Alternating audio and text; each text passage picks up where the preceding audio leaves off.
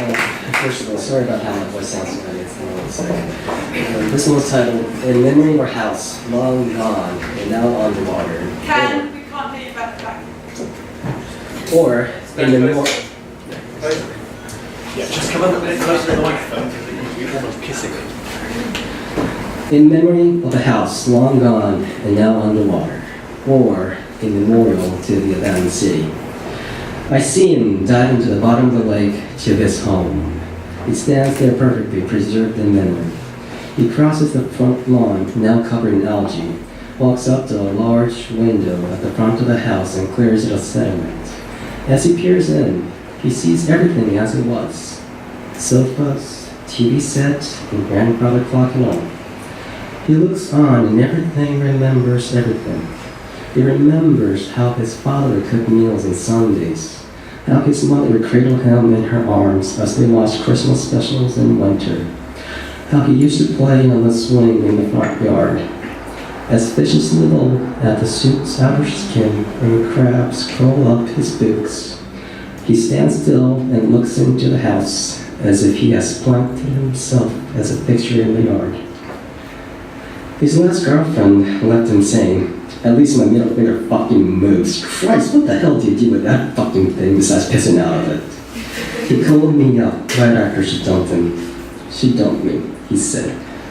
Sorry about that. Can't really blame her though, he said. No, why is that? I asked and got out of bed. It was 3 in the morning and I was about to go to sleep. Well, she was always after my manhood. And to be honest, who could blame her, he said. I mean, we were finding it hard to having sex. No matter what we did, it wasn't like I was losing interest in her. And she really did try to make things work. I was seriously thinking that maybe it's some kind of genetic disorder that meant I couldn't get up. I made my way to the kitchen for a drink of water, half listening and half wishing he would suddenly lose interest in this talking handgun. He was always like that, never blaming anyone and forever taking blame for everything that didn't work. He always considered himself as the one dogs pissed on. Drunks picked on him because he existed. Fathers fucked daughters because he existed. Middle East will never see peace because he existed. She really did try to work this stuff out. We went for walks. We went to movies together. We went to relation therapists together, he continued. I mean, it was almost sad the way she tried. She was trying so hard. Yeah, I bet she tried really hard, I said to him, and faced further remote control. Anyway, I gotta cool it off for some time. This shit's just too much right now. Besides, I haven't been back home for a while.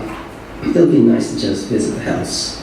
It was also someone who couldn't even lift a finger unless he broadcasted it to the world. Okay, I said to him, knowing that he wasn't looking for any kind of response.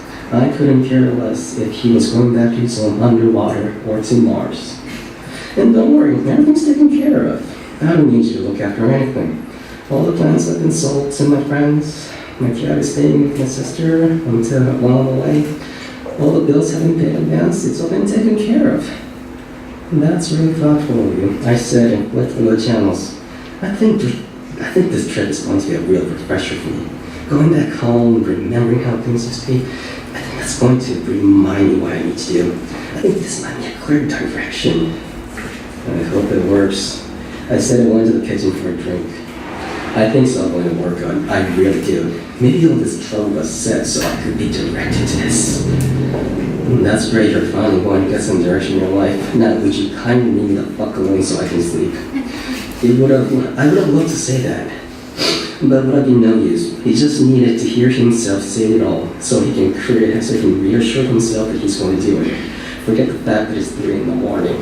Forget that I haven't been able to have a good sleep for 3 days. And tomorrow is the long-awaited day off when I can finally sleep. He just wanted to say it. And saying anything back would be like telling the sun it's too fucking bright. So instead I said, things really do have a strange way of working so soft. Yeah, they really do. God, look at the time. Gotta go. Thanks for the talk. I'm really glad I have you for a friend. Always glad to help, I said to him and finished the conversation. As I went to sleep, I imagine him packing up his diving suit with its metal helmet and breathing pipe, folding the whole things into a nice pile into the trunk of his car, and driving out to the dam that is now his hometown.